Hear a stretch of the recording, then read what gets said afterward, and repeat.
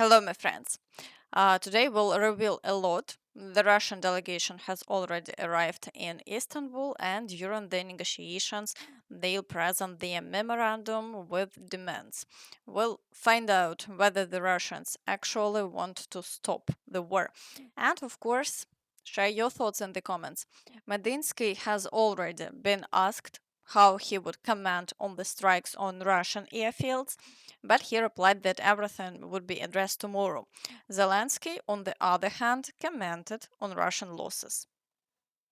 A brilliant operation was carried out on enemy territory, exclusively against military targets, specifically against the equipment that was used in strikes on Ukraine. Russia has suffered significant losses, completely fair and well-deserved. I thank the security service of Ukraine, especially General Maliak, as well as everyone involved in the operation. The mission was prepared for more than a year and a half. The planning, organization, every detail, everything was perfectly executed. It's safe to say this was a truly unique operation. The most interesting part, and now we can say this publicly, is that our operations base on Russian territory was located right next to an FSB headquarters in one of their regions. In total, 117 drones were used in the operation, and a corresponding number of drone operators were involved. We had 34% of Russia's strategic cruise missile carriers at their air bases. Our people were active in various Russian regions, across 3 time zones. We evacuated them from Russian territory right before the operation. They are safe now. Those who helped us, it's really satisfying when actions I authorized a year and 6 months ago are now working and have taken out over 40 units of strategic aviation. We will continue this work. Even before this operation began, our intelligence already had information about Russia preparing another massive missile strike. And after the successful strikes, late last night, reports came in that more drones were headed toward Russia. Explosions are thundering over Kursk right now. The Ukrainian armed forces are attacking the city with unmanned aerial vehicles. In one district, black smoke can be seen, according to eyewitnesses. Local report that the city is currently under attack by jet-powered drones. Witnesses claim they heard at least 5 explosions. Air defense systems are intercepting aerial targets. This black smoke is visible in one of the areas. As of now, there is no official information about damage or casualties. All in all, the Russians are being pressured to stop the war. And Rubio called Lavrov and expressed his condolences over the railway strikes. Rubio and Lavrov had a phone conversation during which they discussed the war in Ukraine. According to reports, Lavrov and Rubio exchanged views on various initiatives concerning a political resolution to the Ukrainian crisis, including plans to resume direct Russian-Ukrainian negotiations in Istanbul on June 2nd. The statement goes on to say that according to the Russian Foreign Minister, the US Secretary of State allegedly expressed sympathy for the casualties caused by the sabotage of railway infrastructure in the Bryansk and Kursk regions. Clearly, these strikes have had a serious psychological impact on the Russian side. But on the front lines, the fighting hasn't stopped. Today, let's start with the situation at the border. A large-scale offensive is developing here in the Sumy region. The Russians have been gradually advancing for several days in a row. Yesterday, the loss of 2 more settlements was confirmed, and today the Russians are already claiming the capture of Oleksiivka. The gray zone has significantly expanded along nearly the entire front line. And at the same time, the Russians continue to carry out over 30 assaults per day. In the Kharkiv direction, the Russians have also become more active and launched assaults near the village of Liptsi. They are also carrying out shelling, but so far they haven't managed to advance, and the front line hasn't changed over the past day. In the Vovchansk direction, fighting continues, and attacks are once again being recorded on Vovchansky Hutory. However, the front line here remains unchanged. For now, the Ukrainian armed forces are successfully repelling all attacks. in the Dvorichna area. The Russians are continuing the assaults on Doroshivka, but they haven't achieved any success over the past 24 hours, and the front line remains stable for now. In the Kupiansk direction, the Russians are attempting breakthroughs near Peshane and Stepova-Novoselivka. However, elsewhere, the front line remains stable, and Ukrainian forces haven't confirmed any Russian breakthroughs near Kindrashivka or Redkivka, so we are waiting for updates. In the Borova direction, the Russians are storming Boguslavka, but aside from that, the situation can be described as relatively quiet with no changes along the front line. In the Liman direction, the Russians continue pushing toward Karpivka and are assaulting Zelena Dolina and Ritkodub. Fighting also persists in the area around Zarichne. However, there have been no changes over the past 24 hours. Despite the high level of activity, the Ukrainian forces are successfully repelling all attacks.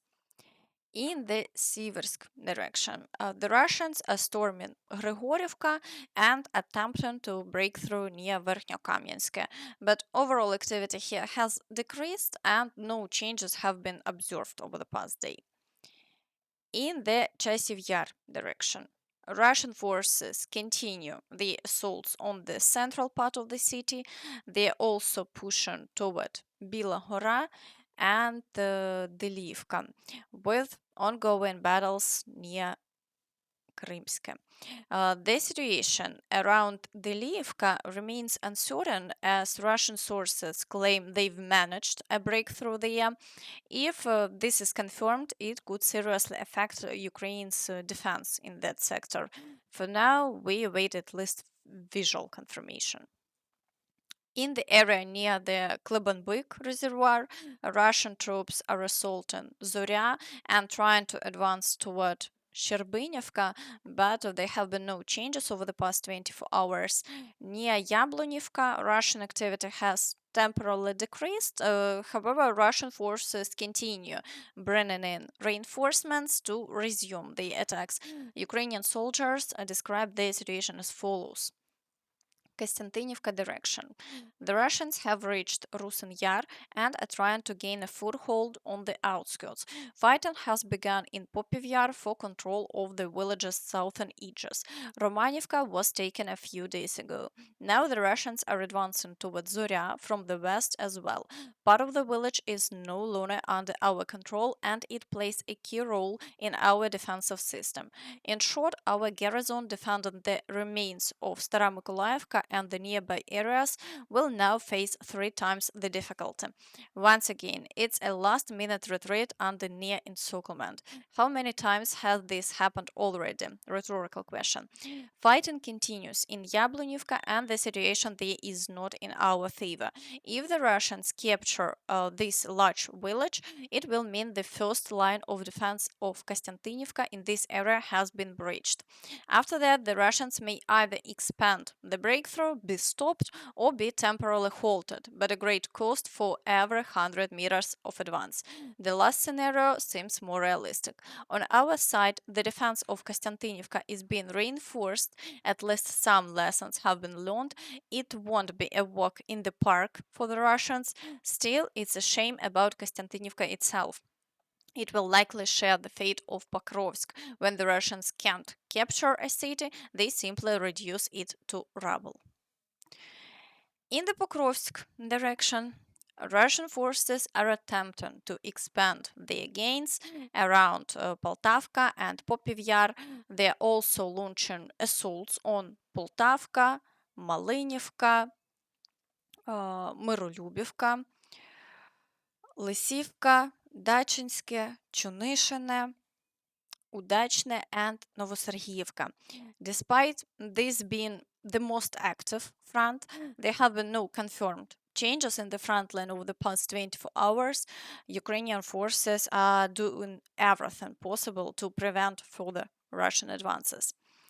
In the Novopavlivka direction, the Russians continue storming Novomykolaiivka, trying to break through near Kotlyarivka and attacking Horikhove and Oleksiivka.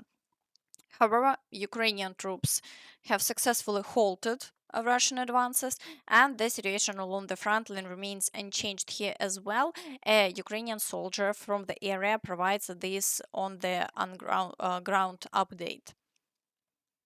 Our Black Sea Lines unit delivered heavy FPV drone strikes on a building in Bahatir where Russian reinforcements were stationed. The result speaks for itself. All of them were eliminated. The Russians are also attacking Fedorivka with FPV drones, targeting every house where they spot movement. They're taking the village very seriously, and it's likely they'll enter it soon. Meanwhile, they continue pushing from the east of Komar, trying to break our defenses. We're holding on for now. Komar is being relentlessly bombed with Fab 500s. In the Velika Novosilka direction, the Russians are assaulting Vilne Pole, Zelene Pole, and Novopil. Shalon also continues, but as before, there have been no changes to the front line in this area. In the Gulay-Pole direction, the Russians are conducting Shalon without launching offensive operations. The activity has indeed increased, but it's still unclear whether they plan to carry out large-scale assaults. As of today, no such offensive actions have been observed. In the Zaporizhia direction, the Russians are assaulting Novodanilivka, Mali Sherbaki, Stepove, and are attempting to advance toward Pavlivka. As we can see, they're still trying to push forward, but in reality, the front line has remained unchanged for several weeks, and Ukrainian forces have been successfully repelling all attacks. In the Kherson direction, the Russians continue the assaults on the islands and are actively using FPV drones against the right bank. So the situation here remains difficult, even though there are no changes along the front line. Overall, the fighting on the front continues, and today we are awaiting the first results from the negotiations in Istanbul. A lot depends on the outcome of this second round, as each side is expected to present the details of their proposed memorandums. Be sure to share your forecasts in the comments. And that's all from me. So please don't forget to like this video, subscribe to the channel, and hit the notification bell to stay updated on all the latest news. Thank you for watching and see you next time. Bye bye.